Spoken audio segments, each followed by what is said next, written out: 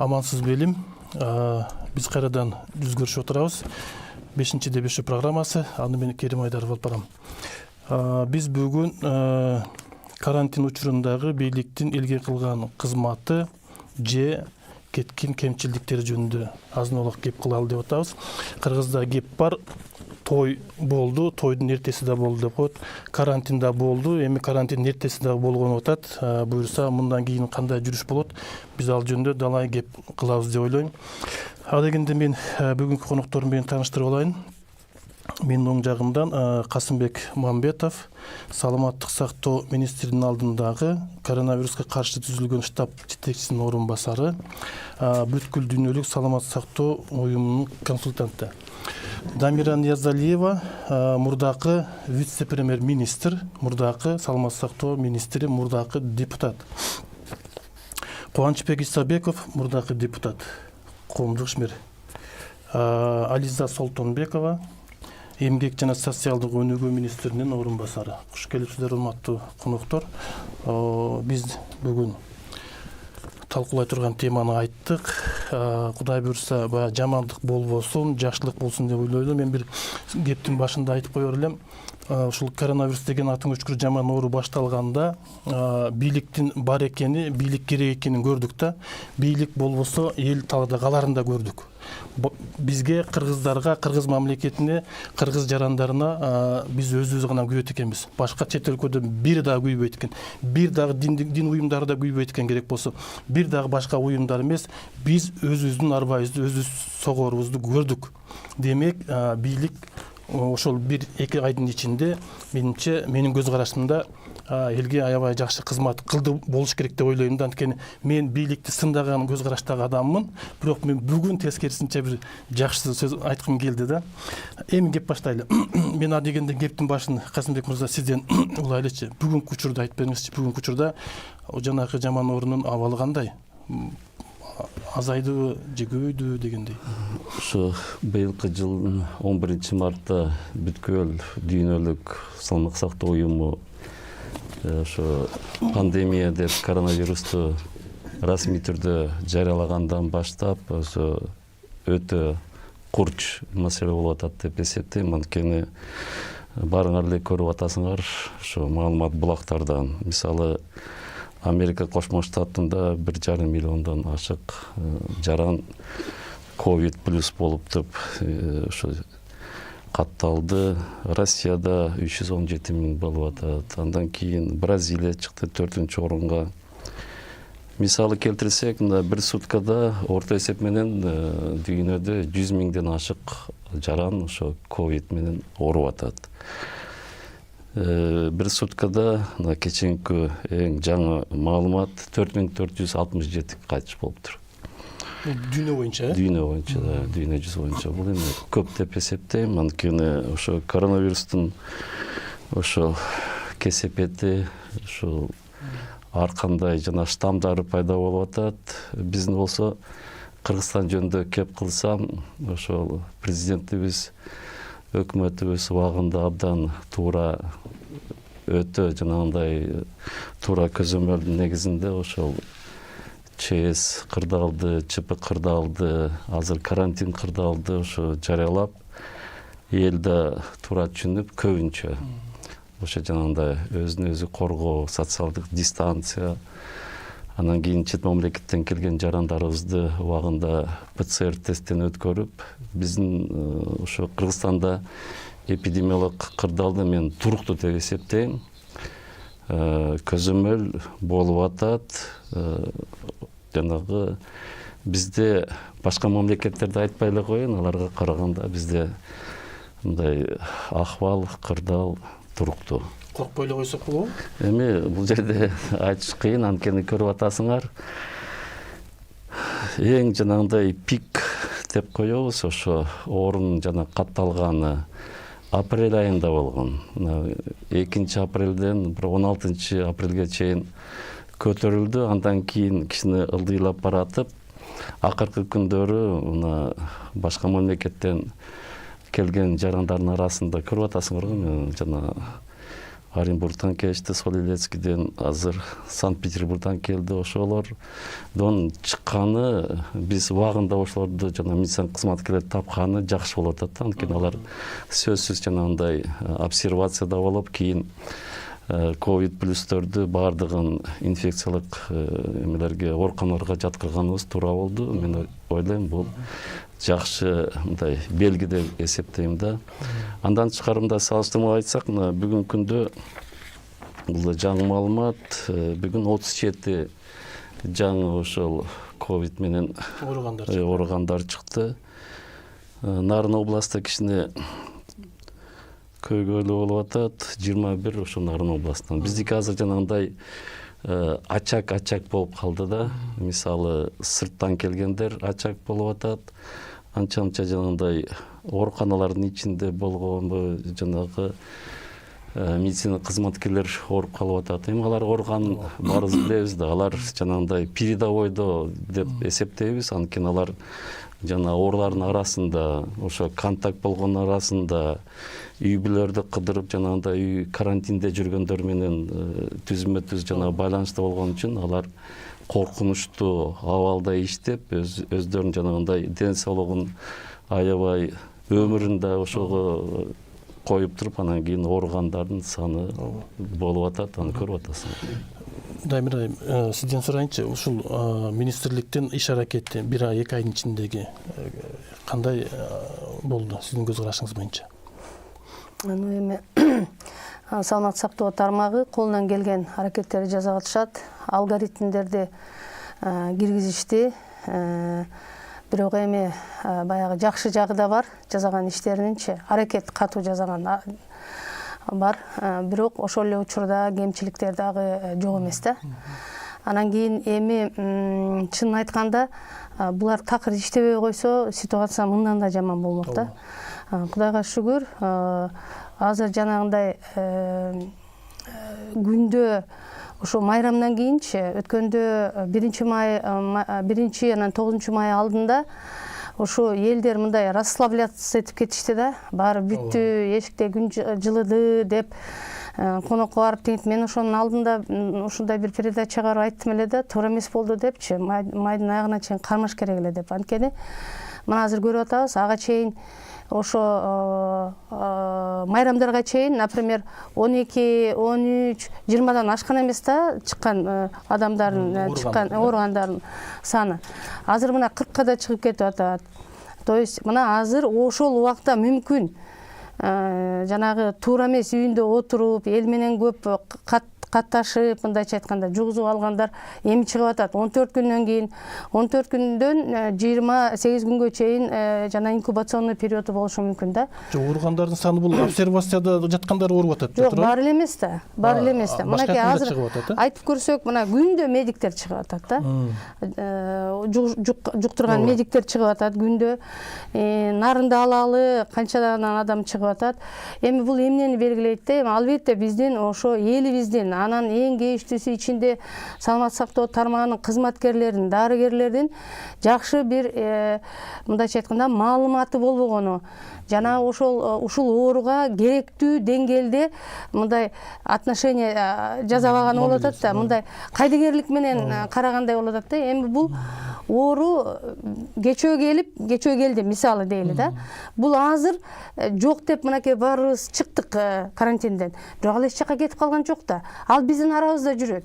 Эгерде дагы эле ошондой бир карым катнаш ошол илдетке жасасак, мындан ары да көбөйө бериши мүмкүн. Мына мисалын айтып көрөйүн. Смоленский областта, Россияда, жана Ленинградский областта булар бизге окшоп поэтапный ачышкан да, карантиндечи. Анан бир күнү булар жана чоң соода тармактарын ачкан. Жана гипермаркет деп коебуз го, ошолорду. Анан ачкан кезде ушунчалык киши көп болуп, талашып, тытышып ичине кирип, ал жанареке социалдык дистанцияны же болбосо жана коргоочу бир эрежелерди кармаганга такыр мүмкүн эмес экенин көргөзсө дагы алар экинчи күн жаап коюшту. Ушундай эле жагдай башка өлкөлөрдө да болуп атат. Ошон үчүн мен ойлойм, албетте биздин элибиз абдан чарчады, 40 күндөн ашык отурду, эч жака чыккан жок. Анан кийин бул дагы еще биринчиден, экинчиден болсо ошо экономикалык жактан дагы баягы нан таап жегендер ошо жумушка чыкпай калышты. Бул өтө чоң көйгөй болду да. Эми албетте акырындан чыгышыбыз керек, чыкканыбыз деле туура болду болуш керек.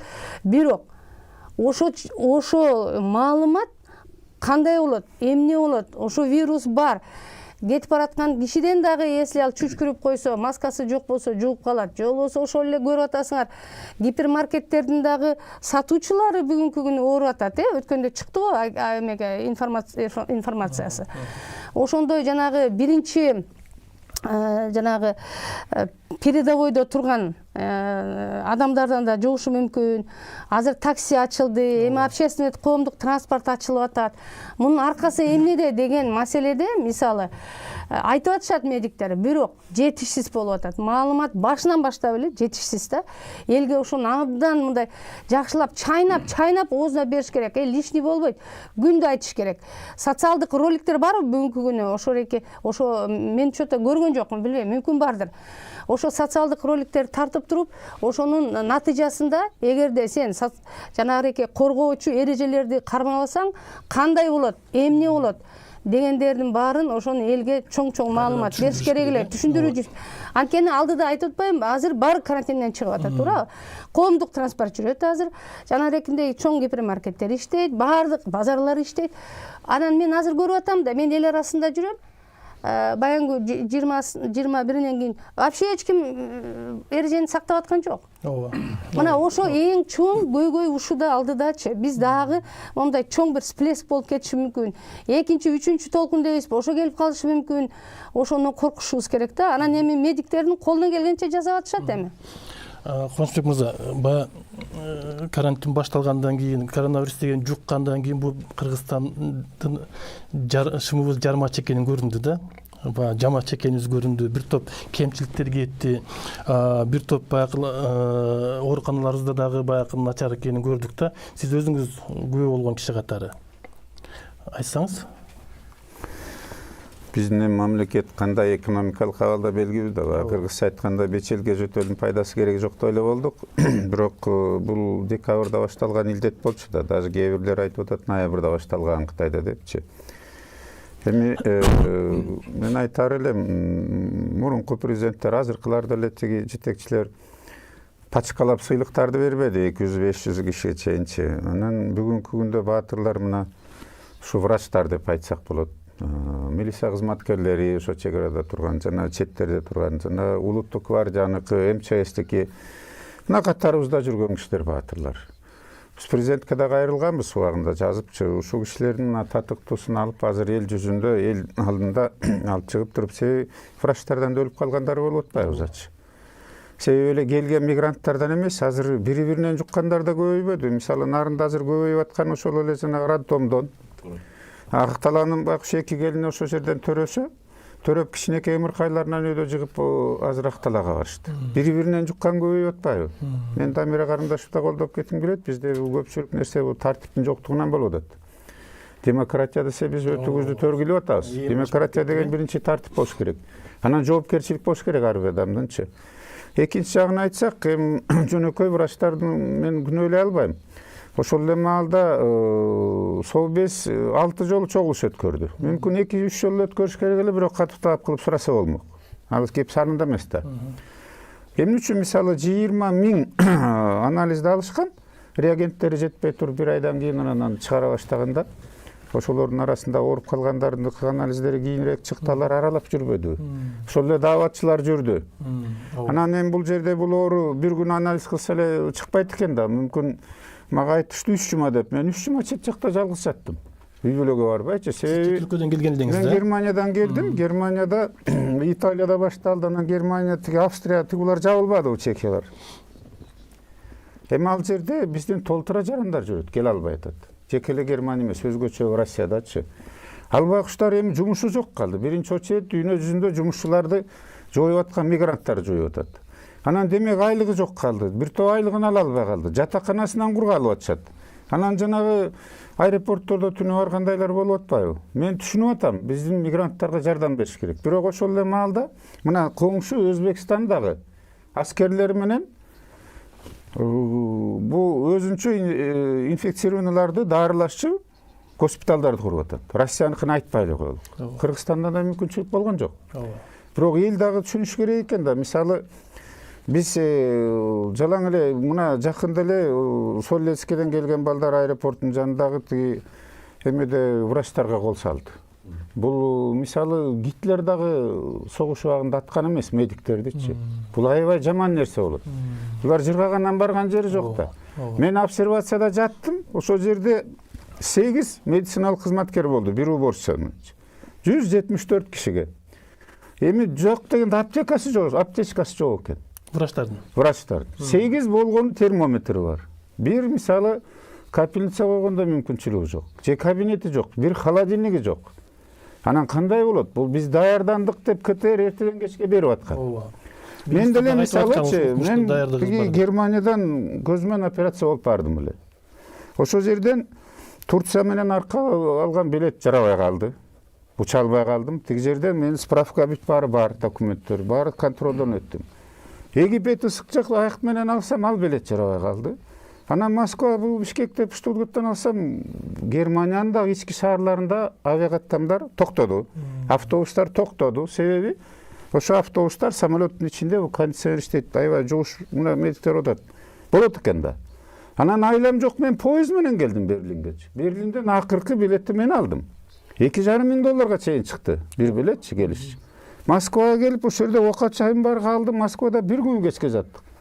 Анан биздин мамлекеттагы жок дегендечи, эми өзүбүздүн самолеттор учпаса, Европа башка жаккачы. Учуп аткандарга мүмкүнчүлүк бериш керек болчу. Бир жагын айтсакчы, биздин мигранттарды биз алып кетишибиз керек да. Ал мал эмес да калтыргандайчы. Азыр мына ызылдап атышпайбы? Балалуулары бар, инвалидтери бар, дарыланганга бар. Студенттерибиз канча жүрөт Москва, Россияда. Бирок мен түшүнүп турам, орун жетпеши мүмкүн азыр. Дары-дармек жетпеши мүмкүн. Бирок биз алып кетпесек кандай болот? Кандай болот? Карабы ошол жергечи. Эмне болуп калат? Алардын мисалы страховкасы жок, бир тобунунчу. Кимдин акчасынан дарыланат? Анан башка нерсени айткым келет. Ошол эле маалда мен жатканда дагы врачка кол көтөрүү фактысы болгон. Ошол эле МВДнын кызматкери менен Минздравдын кызматкерлери бири-бири менен байланышы болгон эмес. Мисалы бир ошол жерде биз менен жатканда 2 боюнда бар келин 2ден балдары менен болду. Ошолорду чыгаралы деп мен министрге да чалдым, орун басары менен сүйлөштүм. Жакшы эле болдубу ошол жерде? Жатаканасы эми мурунку детдом, интернат школ. Бир комнатада 24 киши жаттык. Мен четинде жаттым, байланайын балдар, мен четинде жатайын, мен Германиядан келатам, бул жерде мен поезд, самолеттордо жүрдүм, жукшушум мүмкүн деп. Анан бир 3 кире турган туалетке 3 кабинага биз 87 эркек киши кирип аттык. Аялдардыкы дагы хуже болду да. Аялдарга деген өзүнчө да шарт болуш керек. Ал жерде инвалидтер бар болчу, сахарный диабетчиктер бар болчу, боюнда барлар бар болчу, пенсиядагы кишилер, анан дарыланып келаткандар да бар болчу. Бирок чынын айтканда жашырган да болду бир аял. Мисалы Кытайдан келатыптыр, ал кишини учетко алыш керек болчу. Анан эмне үчүн бизнес класс менен келген чиновниктер менен байлар ошол самолеттон чыгып кетишти. Кимге берип эмне кылды? Андан кийин мына силердин өкүлүңөр да брифингде айтпадыбы? Издеп атабыз аларды депчи. Баарына тең болуш керек да. Мына могу Солилецкиден келген балдар бунт кылганда бир тобу тиги ак кемеге барып жатыптыр дагы, алар чыгып кетиптир мурунураак. Теңдик болуш керек. Бизден деле жана Заваза деген аялды ошол жерден эмне үчүн чыгарып ийишет? Же акча ойноду, же тааныш билиш ойноду дагы? Акча ойноду дегенде фактылар болду. Биз менен жатканда эле бир аялды чыгарганга Минздравдын өкүлү келип, маңдайкы коронавирус чыккан жерге кирип туруп анан бери келгенде элден бунт чыкты. Анан мен барып кичине сглаживать эттим. Мушташ да болуп атты. Элдин психоз болуп атпайбы? Анан баары элечи, мен жарандарга силер аркылуу да кайрылгым келет. Баарыңар эле сагындыңар, үй бүлөңөр жерге келдиңер келип атат. Акча тыйныңар да түгөн, кыйналдыңар, бирок жоопкерчиликти дагы мойнуңарга алгыла да. Үйүңөргө барып бала бакыра туугандарыңарга жугузсаңар, кошуна колонго, элге Андан кийин силерге да кымбат түшөт да, кийин мамлекетке да оор болот да. Азыр мен сиздин жана оюңуз боюнча сизден сурайынчы. Бул киши айтып атат, жатаканасы жарган начар экен, медиктерде эч нерсеси жок эле барып алыптыр дегенчи. Азыр бүгүнкү учурда бир жаздыгы жок эле. Мен азыр айтып берейин, азыр мейли. Рахмат, өтө мындай суроо болуп атат. Башында кемчиликтер болгон. Биринчиден айтып кетейин, ошо обсерватор деп коебуз, ошо убактылуу бөлүнгөн бөлмөлөр, имараттар. Алар биринчи авиабазанын негизинде түзүлгөн, мындай жашоо шарты кыйыныраак болгон. Аны МЧС мойнунда, ошолордун көзөмөлүндө. Салмак сактоо министрлиги ошо медициналык жагынан жанагындай жардам берүү боюнча биз милдеттүүбүз. Башында мисалы жанагы дары-дармек, жанагындай коргоо аспаптар жетишсиз болгон. Аны билебиз, ал боюнча жанагындай маалымат булактарда көп маалымат чыккан. Ал боюнча эч ким аны жок деп. Азыр бир топ оңолду. Азыр МЧСтин акыркы маалыматы боюнча 12 000 орун даяр Кыргызстан боюнча. Анан жанагы келген жарандарды мисалы бүгүн түндө Франкфурттан учуп келет. Биздин жанагы сыртта окуган мектеп окуучулар Америкадан келишет, анан кийин студент балдар келишет, эртең Россиядан келишет самолеттор. Биз аларга баарына даярбыз азыр. Дароо алып барып жаткырганга, Сөзсүз ал жерде жанагындай аларды сортировка жасап, жанагындай эме боюнча кош бойлуу аялдар, инвалидтер болобу, дарылоодон келгендер, жаш балдар. Мисалы биз жанагы Аккеме мейманканасынан баштап өзү ар кандай шарт. Анын баардыгын жана 5 жанагы жылдыздуу отель деп айта албайбыз. Мисалы бүгүнкү күнгө бизде обсервация деп коебуз, ошо 2150 киши жатат. Жатат ошо, 2150 киши жатат. Азыр жанагы дары-дармек жок деген, же медиктер жок деген маселе азыр аны турбайт азыр. Азыр баардыгы жакшы экен. Обсервация боюнча айтып койсом. Негизи саламаттык сактоо тармагынын бул функциясы эмес, чынын айткандачы, ошол жана шартты дайындоо боюнчачы бир өкмөттүн функциясы да. Өкмөт абдан туура эмес кылган. Мен башында ошо мурунку министрдин орун басарына өзүм да телефон чалып айткам. Силер обсервация жаткызып атканыңар өтө жакшы, бул туура алгоритм. Бирок шартыңар жок болгондо, значит, ошо жаткызып аткан кишилерди булар рискке подвергать этип атышат да. Эмне дегенде, байке айтып атпайбы? 88 киши бир туалетке барып аттык депчи. Мисалы, же болбосо 28 киши бир комнатада жатат деген, бул бирөө ичинде бар болсо, 28-дин баарына жугат деген кеп. Понимаете? Эгерде обсервация кыла турган болсо, значит, надо было ар бирине өзүнчө туалети менен, суусу менен бир бөлмө бөлүш керек. Бул эрежеси ошондой. Эгерде андай кыла албай турган болсо, ошол обсервация келген кишилердин сураш керек болчу. Мүмкүн алардын мүмкүнчүлүгү бар, өзүнчө бир квартира снимать этет. Например, айтып атпайбы, ар бир адам өзүнүн ден соолугун карайт да, анан жакындарынын ден соолугун карайт да. Ал, например, билбейт, ооруп атабы, ооруган жок, үйүнө барып баарына жугузам деп коркот. Ошо негизинде жакшылап түшүндүрүп, мен жана түшүндүрүү иштер деген. Ошо келген, учуп келгендердин баарына түшүндүрүп, эгерде силер өзүңөрдүн жакындарыңарды коргойм десеңер, сактайм десеңер, ситуация момундай. Биздин абалыбыз момундай, муну да көргүлө. Эгерде бирөөнүн бир мүмкүнчүлүгү болсо, өзүнчө жатканга обсервация, домашний обсервация деп коебуз, шарт түзгөнгө өзүнө деп туруп, макул деп аларды чыгарып, анан кийин алардын артынан көзөмөл кылыш керек болчу. Мына мен да айтып кетейин, менин уулум дагы Англиядан учуп келди. Бирок обсервацияда жатты, домашний обсервация, бирок бир да жолу бирөө келип эч ким текшерген жок. Биз өзү саны 14 күн эмес, биз 1 ай жаткырдык ошол жерде. Өзүнчө. Барган да жокпуз. Сыртына барабыз да, тамакты эмесинин алдына коюп кетебиз, эшигинин алдына. Анткени биз башкаларды, башка үй бүлөнүн мүчөлөрүн сактадык да. Ошондой эл түшүндүрсө баары эле ошондой кылмак. Анан кийин албетте жанагындай шарты жок жерге 14 күнгө ушунча кишини бир комнатага тыгып коюш, албетте бул алардын азыр чыгып аткан реакциясын бул түшүнсө болот. Же анда айтып түшүндүрүш керек болчу, мүмкүнчүлүк жок деп. Же болбосо жакшы шарттарды эмес, эми жакшы эмес, жок дегенде бир 2 адамдык бир эмелер дайындаш керек болчу да. Бизде канча деген отелдер турат азыркы күнүчү. Мына ошонун ичинен бир эле отелди көрдүм. жана коммунистическийде ошол эле эметип атат, принимать этип атат. Эми обсервацияга мен ойлойм, ар бир эле жарандар өзүнүн элин ойлойт да, туурабы? Жөн эле пустой турган эмелерди сүйлөшүп, тең акчасына же 25% жөн тургандан көрө алалы деп ошолор менен сүйлөшүп, негизи ошондой условияга, шартка жаткызса, мен ойлойм, элдин дагы жанагындай бир эмеси азыраак болмок да, реакциясы, жаман начар реакциясы. Профсоюздук деле бар да, профсоюз. Азыр биз кыскача айтып коеюңуз, анан кийин бияка бере сөз берели. Бул жерде обсервация боюнча азыр алгоритм өзгөрүлгөн. Башында сөзсүз 14 күн жатып, кийин анан кийин үй карантине чыгарчу элек. Азыр келгенде эле 2 сааттын ичинде ПЦР анализге мазок алабыз. Анан жыйынтыгы чыкса эле үйүнө кое беребиз. Азыр андай Анын үстүнө көзөмөл барбы үйүнө келгөндө? сөзсүз азыр мобилдик бригадалар түзүлгөн. Бардык региондордо бар. Күнүнкү маалыматты алып атабыз. Ар бир мобилдик бригаданын маршруттук лист толтурулат. Алар ошол жанагы маршрут боюнча иштеп беришет. Министрликке, штабка маалымат беришет. Анан ошолорду биз азыр жанагындай медицина кызматкерлеринин арасында бири-бирине жугузуп атат деген эме болуп атпайбы өзү көйгөй. Алар ошол мобилдик бригадалар жумушуна үйүнө барышпайт. 2 жума ошол жана ачакта иштейт, жана элдин арасында үй карантинде. Анан кийин 14 күн обсервация жатат, анан аларга өзгөчө жанагындай кошумча акы төлөп берип атат азыр. Жок, ал түшүнүктүү. Мен кошумча айтып кетейин. Ар бир адам ар кандай деңгээличи, түшүнүгү да ар кандай.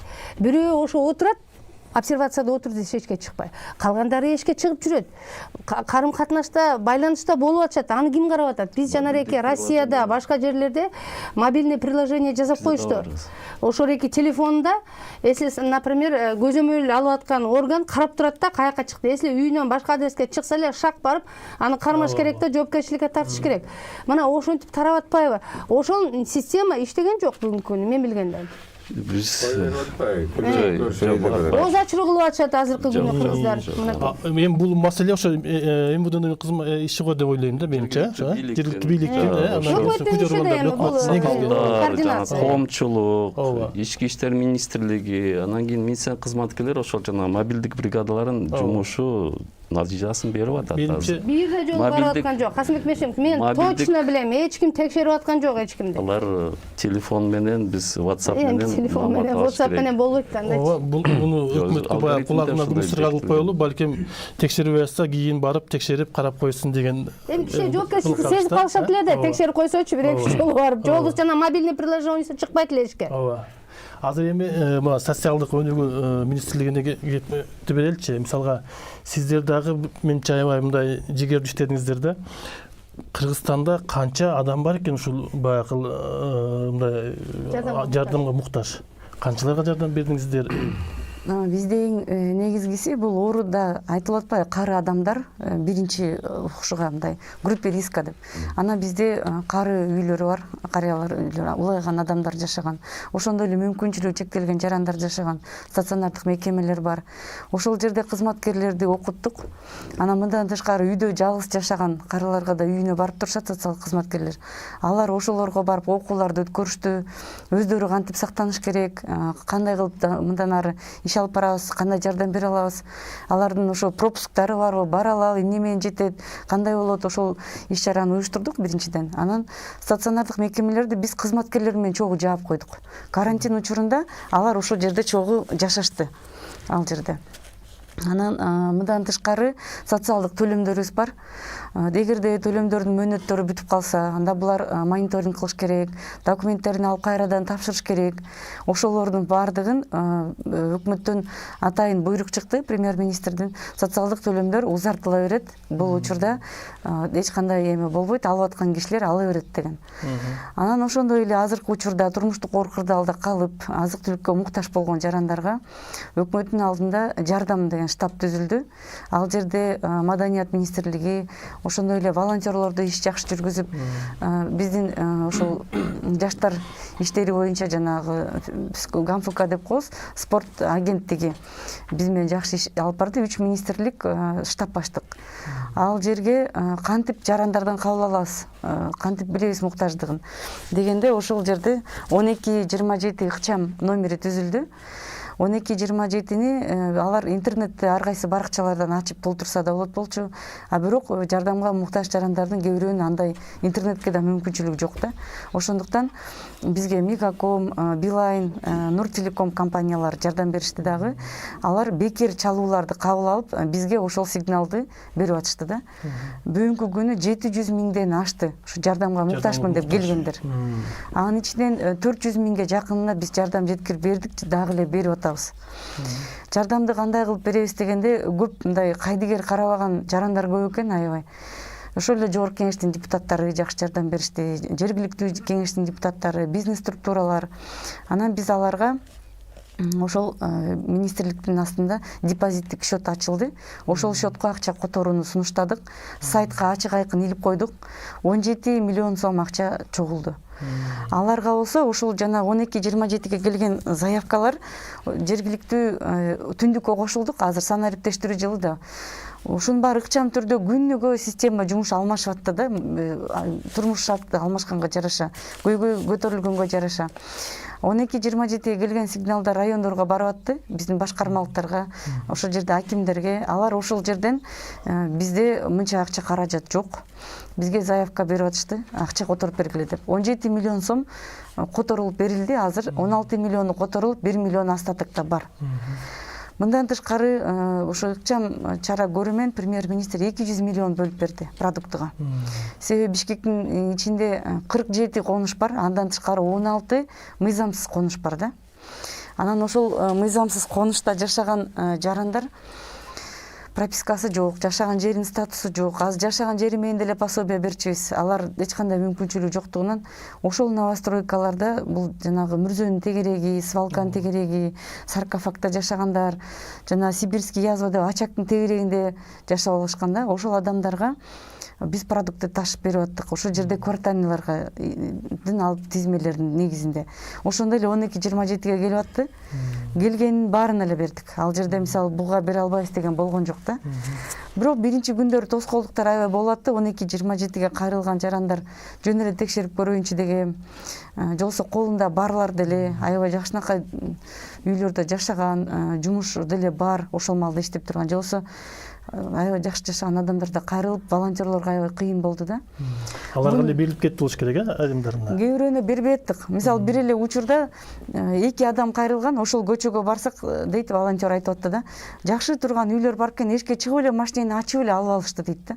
Бересиңер, бизге эмнесин аяп атасыңар? Ошол соц пакети канча сом турат эми? Бир мындай сет эмес пакет. Ошол боюнча аябай маселе көп да, себеби биринчи 5000 тонна ун берилген премьер-министрден, Матрезервден эсен, анан май берилген, кумшекер берилген. Ошону биз таратып бердик. Ошондой менен кетти да. Анан ага да кошуп жана 200 миллион сомдон дагы продукты кошуп таратып бердим де. Анан Ас-Сафа, Ас-Салам, Катар Черити, ошондой фонддор чыкты, биз таратабыз деп. Нуртелеком чыкты. Мисалы Нуртелекомдун пакети 3000 сомдук продукт экен. Ас-Сафаныкы 1500 сомдук экен. Ар кандай экен да. Анан адамдарда эмнеге сен буга мынча сомдук бердиң, мага мынча сомдугун бердиң деп көйгөй көтөрүп атышты. Анан биз Бишкек шаарына эле кайрылдык. Эгерде бир новостройкада 1000 киши болсо, 1000 кишиге алып келип атса, баарын окшош тарат десек, жок, 1000ди мен 4 районго бөлөм, ал дагы 4 МТУсуна бөлөт. Ошо менен 100төн эле болот дагы. Кийинки 100кө дагы башка бирөө жардам берсе, андан берип атты, же өзүнүн бюджетинен берип атты, же мамлекеттин бюджетинен берип атты да, пакеттер ар кандай болот да. Кээ бир жарандар айтып атты, мен жардам берем. 1000 кишиге жардам бар, бирок мен өзүмдүн тизмем бар, унаам жок, пропускам жок деп. Бизде 160 волонтер машинеси менен келип жардам беребиз деп, өзүнүн бензиндери менен өздөрү костюмдарды кийишкен, өздөрү дезинфекция кандай кылыш керек, кантип жеткириш керек, окуулардын баарын өткөн. Ошондой бизге да автоволонтерлор келди, мисалы чоң казаттарчы. Алар да жардам берип атышты, бекер иштеп берип атышты. Бизде тараткан балдар дагы бекер эле волонтерлор иштеп берип атышты да. Башка Бишкектин сырткарындагы Кыргызстандын башка жерлеринде да ушундай иштер жүрдүбү? Шаарларда жүрдү, Балыкчы шаары, Токмок шаары, эң жакшы дагы Ош шаарында жүрдү. Ушундай жардам штабтарын түзө коюшуп, баягы элден келген жардамды бир жерге чогултуп, анан бир тизме менен бир кишиге 2 жолу барып калбайлы, кээ бир кишилерге жетпей калбасын деп, ушундай ыкчам түрдө иш жүргүзүштү да. Сиздерде кандай ой бар ушул маселе боюнча? Бул маселе боюнча, мисалы колунда бар кишилер да суранганды карындаш айтып атат туура да. Биз обсервацияда жатканда мен бул Улукбек Ормонов депутатка чалдым. Десем ал кечинде түн үчүн кирип калганда дагы өзүнүн жебине жүктөп, жана одноразовый стаканчиктерди, суу, минеральный вода тууларды алып келип берип кетти. Мен балама чалдым, аялдарга да кээ бир нерселерин алып келип берди дагы, жана самсы туулардан ойлоп. Ар бирибиз аракет кылышыбыз керек. Себеби бул ооруну жалгыз өкмөт жеңе албайт. Бул бир чет, экинчиден Минздравга менин оюмча аз акча бөлүнүп атат. Россияны карасаңар 6 миллиондон ашык кишинин анализин алышты. Соо жүрөгү ооруп атат, баарыныкын алды дагы. Бул эң жакшы метод. Россия дүйнө жүзүндө биринчи ородот. А бизде каражат барбы ошондой? Бул кишилерде ошончолук лаборатория жана ИВЛдар жетиштүүбү же жокпу? Эмне үчүн ушул жакка биринчи бөлбөйбүз? Адамдын ден соолугу бул конституция боюнча дагы биринчи эң жогорку байлыгыбыз биздики адамдык ден соолугу. Демек, адамдын ден соолугу болгондон кийин Минздравга көңүл көбүрөөк бөлүнүшү керек. Ал Минздравдын эле жалгыз иши эмес, биринчи адам өзү ойлобосок, биз аны жугата азырчы, жуга берет мына. Эмне үчүн кичинекей элдин саны да аз, нарын жашоо турмушу да оор облустта азыр барынан көп чыгып атат. Анан борбор, бул эң опасный борбор болуп атат. Бул кишилер айткандай, бир топ кишилердин пропискасы жок, ар жактан, тияктан, бияктан келген, ички миграцияда жүргөн кишилер, анан сырттан келгендердин баары ушул жакка келип дарыланып атпайбы? Анан борбордон биз азыр баарын ачып ийгенден кийин жок дегенде борбор шаарга кире беришти, Нарын областына кире беришти. Мисалы Чаткалдыга 13 Бишкектен барган кишиден бир күнү чыкты, чынбы? Ат башыга сөөк койгон бир үй бүлөдүн бүтө атаң баары чыкты. Бул деген эмне деген билдирет? Мына таксилерге уруксат берилди. Мен каршы эмесмин. Бирок такси соорукчалбы же жокпу? Ким билет мунучу? Эми азыр автобус, троллейбустарды кое бергенден кийин жок дегенде кире беришинде жана антисептическийди байлап коюшса, кирип аткан киши муну кармайт да. Оорукчал бирөө кармаса баарыбызга жугат ба? Чыгып баратканда, кирип баратканда колун мындай эме кылса, сиздерге кирип калатканда кудай кылыпчы. Бул баарыбыздын милдетибиз болот. Андан сырткары жоопкерчиликти күчөтүшүбүз керек, өзүбүз сезишибиз керек. Мен оорукчал болсом, бала бакырама жугуп калбасын депчи. Мен 20 күн чет жакта жаттым. Улам врачтар чалат, мен өзүм бийлик деле колунан келген аракетин кылды. Бирок учеными не рождается деп, кемчиликтер кетти. Азыр биз чогуу иштебесек биз муну жеңе албайбыз. Муну бир деп коюңуздар. Экинчиден, Бишкек шаарынын тегерегиндеги жана постторду алып салса азыр эмне гана болот? Ойлоп көрсүңүздөр. Эмне гана болот? Анда мына Чүй облусунда азыраак болсо, Таласта азыр жок болсо, бир жолу телевизордон көргөзүп атат. Таласка кирип бараткан жерге пост турат. Жана оор жүк басчу машинелер барды дагы текшерсе, шоферларынан коронавирус чыкты. Положительный болду. Ал кишини өткөрбөй койду, ал кишилер кайра бурулуп алып кетти. Бул кайсы жоопкерчилик? Облуска кирбесе мейли, башка жака жукса болобу? Анын үстүнө бизде уголовный кодекс бар, конституция бар. Жашырса врачтар да жооп берет, бийлик да жооп берет. Бул жерде мен дагы сиздерге өтүнүч катары айтайын, сиздерге да өтүнүч катары айтайын. Россияда көргөзүп атат, канча киши өлүп атат, канча киши дарыланат. Америкада жана гробторду даже рефрижератор машинелерге жүктөп туруп алып барып төгөт. Карасаңыз кечээ Бразилия чыгарып атат. Ысыкпа биз айыгып кетебиз дегенден алыс болушубуз керек. Африкада деле, Южный Америкада жердин баарынан чыгып атпайбы бул коронавирусчу? Биздин бийлик эгер көргөзсө ачык айрымчы, эмне үчүн ошо киши коюлуп атканын, эмнеден өлгөнүн көргөзбөйбүз? Эмне үчүн бир врачтын өлгөнүн көргөздүк дагы, оору жатканын ошондон интервью алып эмне үчүн көргөзбөйбүз? Эл коркпой атат, эл ишенбей атат. Себеби брифингде $3000 кетип атат бир кишиге дегенде, бийлик жеп атат деп атат. Ошондон тескери психоз болуп туруп, жанагындай бунт чыгып аткан да сол. Ал эми оору жок деп ишенбегендер да бар, маселенчи. Ишенбей түшпөй көбү. Жана даваттан келгендер деле, жоксо биз тазаланып келдик деп кетип калышпайбы? Үйдөн келип бизге жукпайт деп атып баарын жугузду. Өткөрүп андан кийин кошуна колоң баарынан чыкпады. Ушул боюнча мен кошуп кетсем, негизи мен ушу башынан баштап эле айтып келатам. Вообще маалымат өкмөттөн дагы, саламаттык сактоо тармагынан да, социалдык өнүгүү министрлиги өтө аз. Жетишсиз десек болот. Мүмкүн колдору тийбей аткандыр бар. Бирок пресс секретарь деген бар. Борборлоруңар бар. Ошолорго маалыматты бир койсоң, көбүрөөк айтып турсун. Мынакей маалымат айтпаган үчүн, маселенин баары ошондо да, билбеген үчүн. мен ушуну кошуп коеюнчу. Маселен, бизге келип алып, маселен да, айланайын, биз мондай маалымат береличи деп келишсе, биз жан дилибиз менен кабыл алмакпыз да. Тескерисинче биз сурайбыз. Алар качат же бербей коет да. Ушундай маалымат ушудан кетип атпайбы? Өткөндө мен так ушундай бир передачага барып айткамда, саламаттык сактоо министринин орун басары бар болчу. Мен айттым, Россияны карасаңар, күндө больницаларын көргөзүп атат. Эмне болуп атканын, кандай бир бетин көргөзбөйт, албетте, оорукчал адамдын. Бирок баарын көргөзүп атат. Без сознания жаткан, ИВЛде жаткан, мына ошондой состояниясын, башкаларын баарын бир страшный картинкалар көргөзгүлөдөн элде ишенсин, көрсүн, корксун. Негизи биздин көп адамдарда мындай түшүнүк жок да.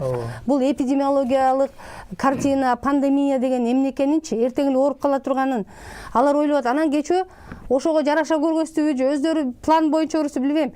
Акипресте чыгыптыр видео. Инфекциялык ооруканада интервью алып атат. Эмеле оорукчал адамдардан чөйрө жаткан. Баары жакшы болуп кеткен адамдардан алып атат да, баары айтат, эми келгенде жаман болгон, азыр жакшы болуп кеттик. Значит, бул дагы эме мындай көргөзсө болот да, албетте медиктер өзүнүн жумушун рекламировать этет, жакшы иштегенин, жакшы болуп калат. Бирок ошол эле учурда эл ойлойт, ооруп калсам деле эчтеке болбойт экен, барып эле дарыланып калат экенм депчи. Мен кызык ушул жерде вакцинасы жок болсо оорунун, анан оору бар деп атабыз, жугуп атат деп атабыз, бирок айыгып да атышат. Ошого түшүнбөй атам да, эмнеге? Айтып кетейин. Медициналык жактан адис катары айтып кетейин. Ошо коронавирустун дүйнөдө табылган жана штамм деп коет 40тан ашык. Башында ошол Кытай Эл Республикасынан деп айтып атышат, эми ар кандай ойлор болуп атат инсандарда. Кыргызстанга биринчи биз жанагындай 3 жаранда ковид плюс деп туруп 18 март күнү тапканбыз. Андан бери көзөмөл жүргүзүлүп атат, кырдаал под контролем. Ал жагынан сөз жок. Мына байке айтып кеткендей, жанагындай ИВЛ аппараттары боюнча бүгүн эч кандай проблема жок. Бардык жерде бар. Биздин медицина кызматкерлери анын иштегендин бардык немесинен окуудан өткөн. Мурда эле билишкен, азыр коронавирустун кырдаалында кантип иштеш өзгөчөлүгүн да билишет. Берки ПЦР боюнча азыр Кыргызстанда биз 3 айга жете турган ошо тесттер бар бизде азыр Кыргызстанда. Анан жана Россияда, Казакстанда алардын жана мүмкүнчүлүктөрү башкачараак болуп атат. Алар жанагындай скрининг деп коет, глубокий скрининг населения. Жөн эле сырттан келбеген, жанагындай дом престарель жатпаган, жанагындай элден алып туруп, ошо элде болгон жанагы естественный иммунизация деп коет, жана ооругандардын эмесин процентин ошо текшерип атышат. Алар баштады. Биз ошого азыр даярдоо иштерди азыр жүргүзүп атабыз. Ал жагынан проблема жок.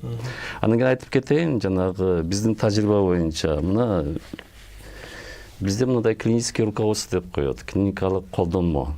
Ар бир жанагындай ошо ооруларды дарылаган врачтын колунда бар. Бул жерде ар бир жана кадам жазылган. Эмне кылыш керек, кантип кабыл алыш керек, эмне менен дарылаш керек, кандай лаборатордук изилдөөлөр өткөрүш керек. Ар бир адамда бар. Азыр экинчи версиясы бизде иштеп атат.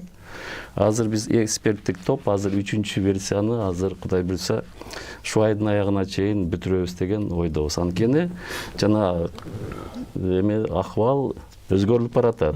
Эч ким мурда Кыргызстанда коронавирустун ичинде болгон эмес. Бул дүйнө жүзүнө баарына жаңы көйгөй болуп атат. Ошондуктан айтып коеюн, азыр саламаттык сактоо тармагында иштер баардыгы жүргүзүлүп атат. Ага мисал келтирсем, өзүңөр да көрдүңөр, уктуңар, Польшадан 9 врач келди, эксперттер. Алар Польшада, Италияда иштеп келишкен.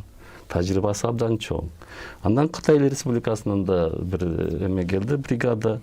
Алар биздин ооруканалардын баарын көрүп чыгышты. Мобилдик бригалардын ишин көрүштү, лабораторияларга киришти. Алар биздин медицина кызматкерлерин жасаган ишти абдан жакшы деп баа берди. Бул оңой эмес өзү. Алар эл аралык эксперттер деп ошондой эмеси сертификаттары бар.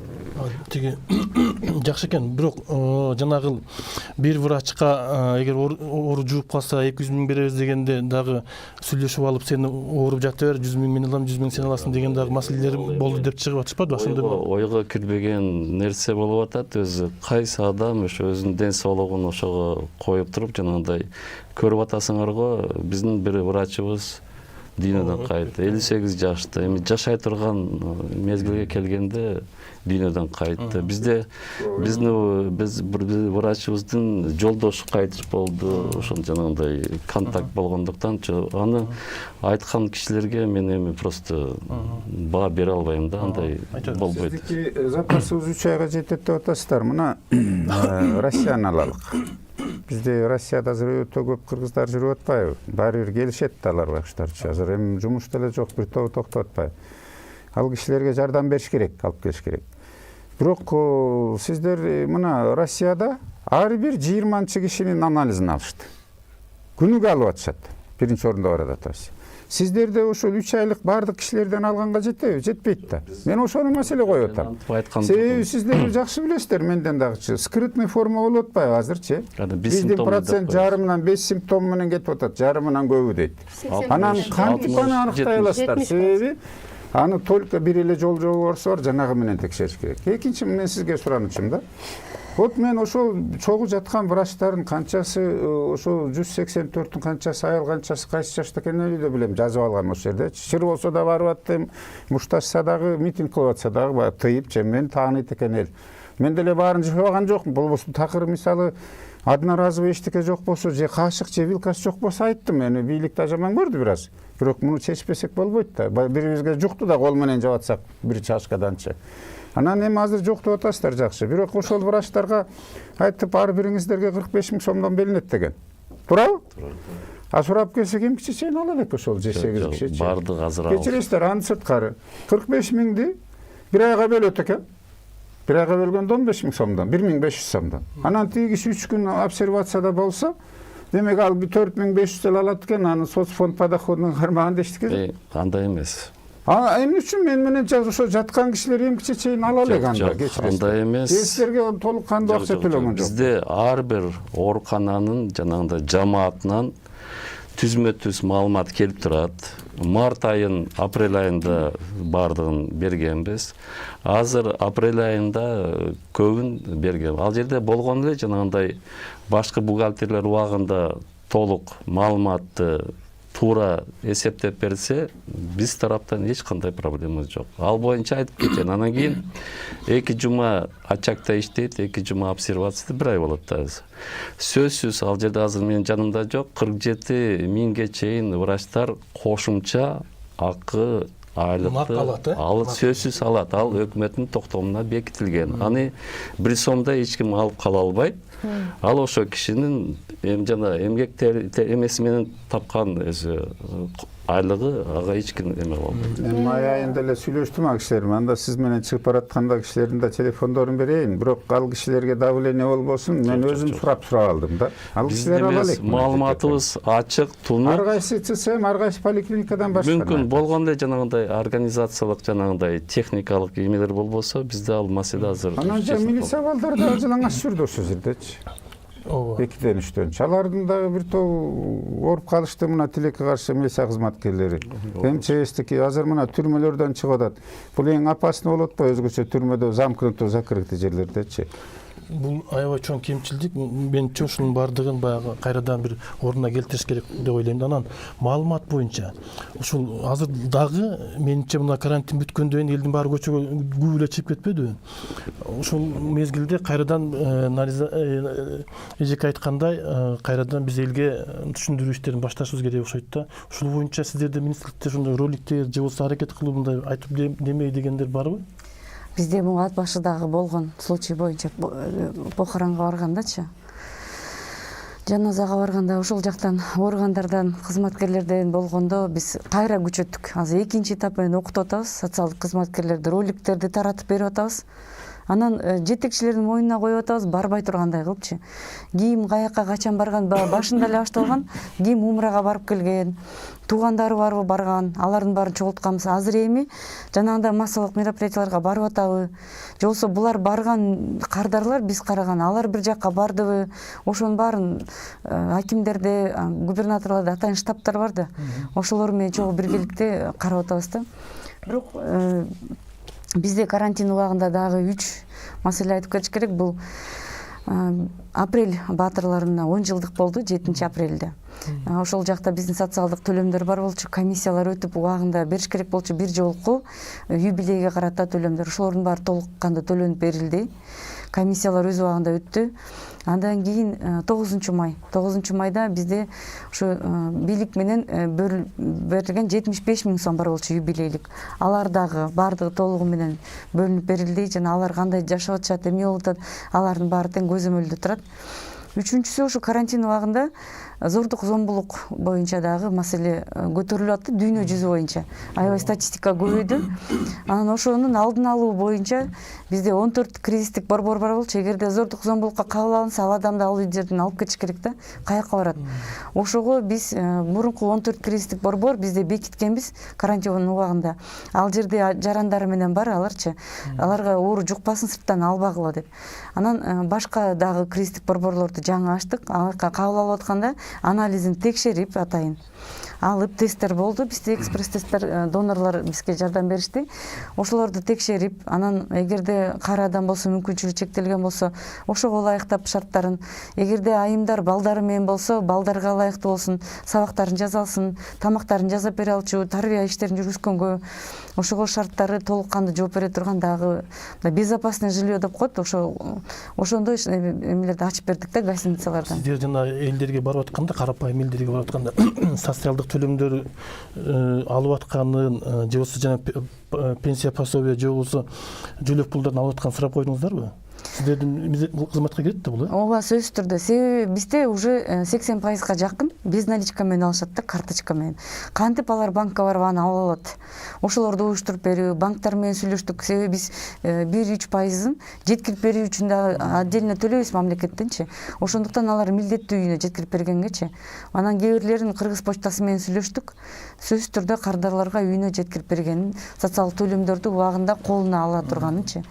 Анан кээ бирөө социалдык төлөмдөрдү алат экен. Ал төлөм ошо поддержкада тамак аш алганга. Ошол эле учурда жанында кошунасы налог төлөп, ошонун налогун тиги социалдык төлөм кылып алып жүргөн. Бирок бүгүн ал иштей албайт. Патенти бүттү, жок да жумушу. Анан ал киши дагы муктаж болуп атты да, жумуш жок калган. Кээ бир социалдык төлөм алган үй-бүлөлөрдүн төлөмдөрү 15 000ден 22 000ге чейин экен да. Бирок ошого продукт албайт да.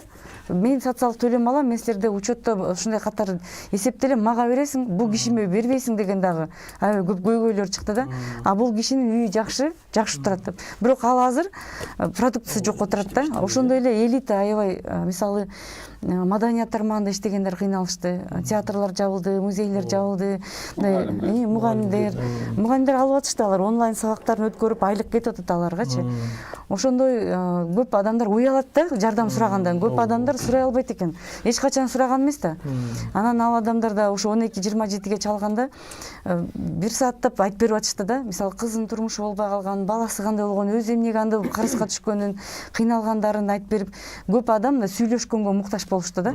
Анан ошого биздин телефон, ишеним телефону бар 111. Ошол жакка психологдорду, 6 психологду күчөтүп отургуздук, күнү-түнү бесплатно кабыл алып, ошол адамдар менен сүйлөшсүн деп. Себеби аларды жанында адамдар да уккусу келбейт да. Ошон үчүн зордук зомбулук баягы үйдө болбош үчүн ошондой күчөтүлбөсүн деп иштер жүрүп атат. Адамдар 1 ай 2 ай үйдө отуруп, күйөөсү менен аялы урушуп, же болбосо башка кылган окуялар болуп кетти да туурабы? Балдары көчөгө чыгып кетип калып, качып кетип калган мезгилдер болду. Мына ушуга дагы психологиялык формада баягы айтып дей турган бир эме керек, иш-чара керек го деп ойлоп атам да. Иш-чара керек, себеби балдарын деле мектепке жөнөтүп коюп, өзү жумушта жүрүп, баласы менен сүйлөшө албаган үй-бүлөлөр бар экен да. Ошон үчүн балдардын арасында да зордук зомбулук болуп атат ата-энеден. Ошон үчүн ушул иштердин баарын алдын ала алып, мугалимдер ар бир балдардын номерлерин алып, сүйлөшүп, азыр кандай жана ишеним телефонуна чалгыла деп балдардын арасында таратып, WhatsApp'тарда группаларында таратып аттык. Эгерде бир кандай бир кысым болуп атса, кыйналып атса, ошого чалсын деп ошондой иштер жүрүп атты да, профилактикалык. Мен кошуп кетсем, кошпой эле мен сиздерге сунуш берет элем да, урматтуу коллегалар. Биз эми болору болду, боесу канды дегендейчи, өткөн иш өттү. Бул кандай, кимдики туура болду, кимдин кемчилиги болду, эмне болду деген нерсеге бул өзү биринчиден тарых, экинчиден эл буга баа берет да. Анан ар бир министерство болобу, ар бир ошо аткаруучу бийлик болобу, ошол өзүнүн эмесин алат деп ойлойм да, баасынчы. Азыр эмненин алдында турабыз. Бүгүнкү күнү баары карантин бүтүп сыртка чыгып атабыз. Мореке эфирден пайдаланып туруп, эртеңки күн эмне болот деген суроону башташыбыз керек да. Анткени бул эми баягы өтүп кеткен нерсеге биз эле эмес, элдин баары баа берип атат. Аны өздөрү билишет, көздөрү менен көрүштү. Эртең эмне болот? Кандай жашайбыз? Мынакей өкмөттүн антикризистик планы бүгүнкү күндө барбы жокпу? Ошол мынакей социалдык өнүгүү министринин берип аткан жардамы жетиштүүбү же жокпу? Саламаттык сактоо тармагы экинчи толкунга, үчүнчү толкунга дайынбы, дайын эмеспи? Канча акчага булар муктаж? Анткени мына тарыхка артты карасак, испанский грипп деген чыккан 1918-жылы. Мына ошол бир жылда 3-4 жолу келген. Экинчи, үчүнчү келген толкундары мурункуга караганда 2-3 эсе катуу болгон. Эмелеричи, жыйынтыктарын жанагы ооруган симптомдору, анан кийин өлгөн адамдардын саны улам келген сайын катуулаган да. Эми бул коронавирус биринчи чыгып аткан чоң эч ким билбейт. Эртеңки күнү кача бизге экинчи толкун качан келет? Мына, например, ВОЗ болсо айтып атат, Европага күзүндө келет, кышында келет деп атат. Россия айтып атат, күзүндө келет деп атат, туурабы? Анан биздин өзүбүздүн, например, чыгарган азыр жанагы эми окумуштуулар, саламаттык сактоо тармагы бар да, эми ушуларды деле, конечно, айтабыз, анткени булар жоопкерчиликтүү. Азыр ачык шуну айтыш керек. Экинчи толкун качан келиши мүмкүн? Экинчи толкунду көп күтпөй эле, эгерде азыр мынакей 25-нен баштап баарыбыз туура жүрбөсөк, эрежелерди сактабасак, экинчи толкун эртең эле келет кайра. Анан ошол учурда мына 50 кишини табып атканы бул өтө эле көп. Бая мурун эмнеге бизге 50 киши табылып атат? Эмнеге Казакстанда көбүрөөк? Россияда андан 5 бетер көп. Жана айтылып кетпеди, мен мурун скрининг исследование жок. Эмне дегенде керектүү адамдар, булар медиктерди гана карап атат, государственный бюджетный организацияда иштеген жанагы милициялар, башкалар ошолорду карап атат. А башка жүргөндөр канча? Алар оорубу же оору эмеспи? Эгерде Касымбек Бейшембекович айтып атпайбы? Биз дайындалып атабыз скрининг анализге депчи. Хорошо, дайындалып атса, силерде деген канча бүгүнкү күнү 10 миң, 20 миң, 30 миң жазсаңар, силерде азыркы күнү 5 миллион барбы тест система? Жок. Канча бүгүнкү күнү ооруларга орун бар? Если ооруп кала турган болсо, экинчи, үчүнчү волна менен канча реанимациялык кабинеттер, палаталар бар бүгүнкү күнү? Ошого потенциалы жетеби, жетпейби? Анткени мен карап турсам, бүгүн баягы башка өлкөлөрдө карагыла, канча деген больницалар курулуп атат, канча деген даярдыктар көрүлөт. Бул эртеңки күнгө. Ошол даярдык бүгүнкү күнү биздин өкмөттөн көрүнбөйт. Антикризисный планда жок, эртеңки экинчи толкунга да дайындык начар деп ойлойм. Биз 3 мүнөт калды, кыска жооп берсеңиздер. Кыска айтып кетейин, саламаттык сактоо тармагы даяр. Мен жанагы канча киши кабыл алганга даярсыз? Бир суткада, мисалы, акыркы суткада канча орнуңуз бар? 2207 ПЦР тест бир сутканын ичинде жасалган. Азыр бизде 10го жакын лаборатория иштеп атат. Бүгүнкү күнгө жана керектүү эмелерге, жагдайга саламаттык сактоо тармагы даяр. Жана мен айтып кеткем, экинчи толкун болобу, үчүнчү толкун бул эми прогноз деп коет аны. Бизде аналитикалык эксперттик топ иштеп атат. Атайы бизде борбору бар. Ошолордун изилдөөлөрүн бүткөндөн кийин мен жана айтып кеттим. Биз сөзсүз ИФАТ болобу, Gen Expert болобу, экспресс тест болобу, ошонун баардыгын карап туруп, сөзсүз ошону күтпөй, жана скринингти баштаганга азыр аракет жүргүзүп атабыз. Кечигип атасыңар. Азыр Даярсыздар, Сиздер даярсыздарбы? Жана ушундай экинчи толкун болуп кетсе, кайрадан бир ай дагы жатып кала турган болсок, кандай болот? Карапайым элдерди азыр биз 12-27 деп киргизбедикпи өтөндүк системасына? Ал жерде азыркы күнү бүт картина чыгып калды да. Канча үй бүлө бар экенин, кандай жакыр болот экенин, жолсо ушундай абал келгенде канчалык даяр эместигинчи. Анан ошол жерден чоң анализ чыгат. Биз ошо майдын аягында беребиз. Ал боюнча ал цифра дагы көп нерсени дагы пландаштырганга берет.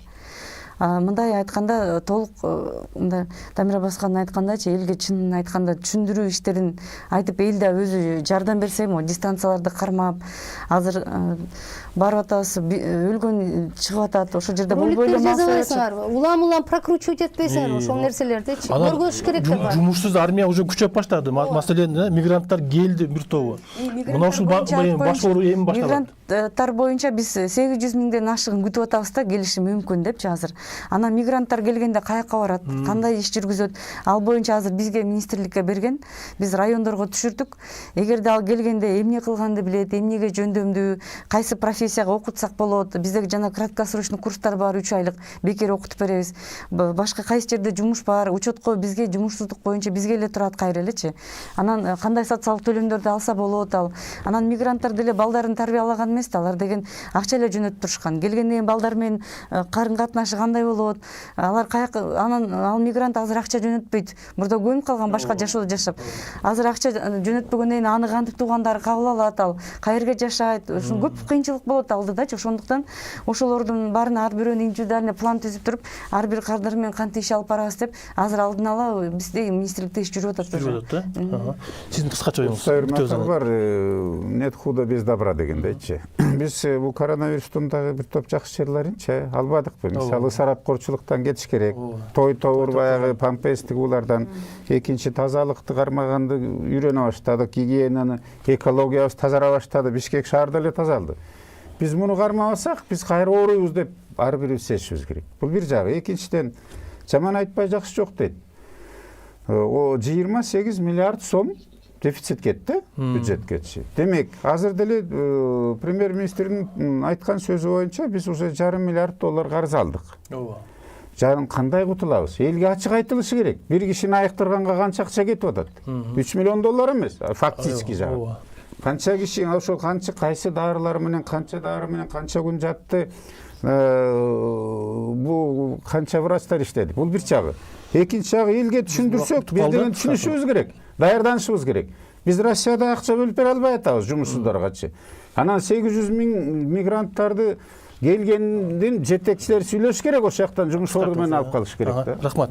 Бизде бөлүнгөн убакыт бүтүп калды. Эми дагы кеп кылышыбыз керек экен, биз бүтпөй калдык да. Кийинкиде дагы кеп кылабыз деп ойлойм. Урматтуу теле көрүүчү, кийинкиде көрүшкөнчө аман болуңуздар.